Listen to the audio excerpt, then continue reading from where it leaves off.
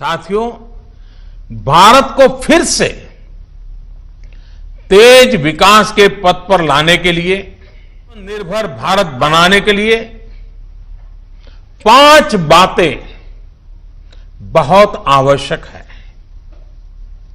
Intent, inclusion, investment, infrastructure और innovation. हाल में जो बोल्ड फैसले लिए गए हैं, उसमें भी आपको इन सभी की झलक मिल जाएगी। इन फैसलों के साथ हमने तमाम सेक्टर्स को फ्यूचर रेडी किया है। इसी वजह से आज भारत एक नए ग्रोथ ओरिएंटेड फ्यूचर की दिशा में उड़ान के लिए तैयार है।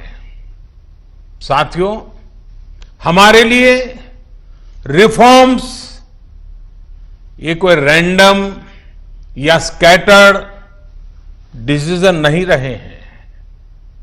हमारे लिए रिफॉर्म्स प्लान, इंटीग्रेटेड, इंटरकनेक्टेड और फ्यूचरिस्टिक प्रोसेस है। हमारे लिए रिफॉर्म्स का मतलब है फैसले लेने का साहस करना और उन्हें लॉजिकल कंक्लूजन तक ले जाना। आईबीसी हो, बैंक मर्जर हो, जीएसटी हो, फेसलेस इनकम टैक्स असेसमेंट की व्यवस्था हो, हमने हमेशा व्यवस्थाओं में सरकार के दखल को कम करने,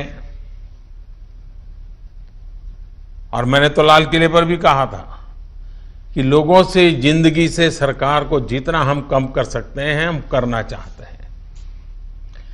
प्राइवेट एंटरप्राइज के लिए एनकरेजिंग इकोसिस्टम खड़ा करने पर हम लगातार बल देते रहे हैं, कदम उठाते रहे हैं। इसी वजह से आज ऐसे पॉलिसी रिफॉर्म्स भी कर रही हैं जिनकी देश ने एक प्रकार से उम्मीद भी छोड़ दी थी। लोगों ने मान लिया था भाई ये तो हमारे देश, ऐसी चीजें होने लगी हैं।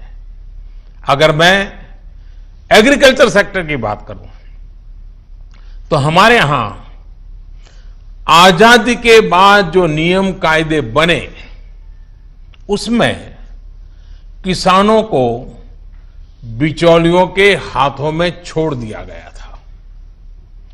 किसान कहां फसल बेच सकता है, कहां नहीं बेच सकता है, इस तक के नियम बहुत सख्त थे।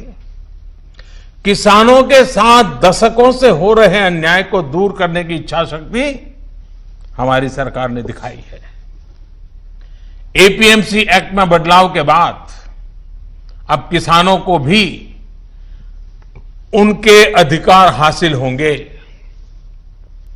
किसान अब जिसे चाहे, जहां चाहे और जब चाहे अपनी फसल अपनी शर्तों पर, किसान की शर्तों पर वो फसल बेच सकते हैं। अब कोई किसान अपनी फसल देश के किसी भी राज्य में ले जाकर बेच सकता है। पहले तो इस पर भी बंधन थे। साथ ही वेयरहाउसेस में रखे अनाज, एग्रीकल्चर प्रोडक्ट्स अब इलेक्ट्रॉनिक ट्रेडिंग के जरिए भी बेचे जा सकते हैं।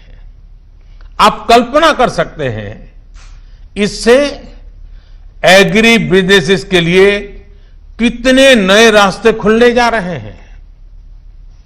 साथियों, इसी तरह हमारे श्रमिकों के कल्याण को ध्यान में रखते हुए रोजगार के अवसरों को बढ़ाने के लिए लेबर रिफॉर्म्स भी किए जा रहे हैं।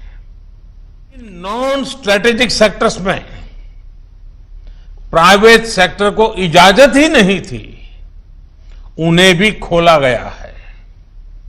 आपका ध्यान इस पर भी गया होगा कि सबका साथ, सबका विकास, सबका विश्वास के रास्ते पर चलते हुए हम वो फैसले भी ले रहे हैं जिसकी मांग बरसों से हो रही थी।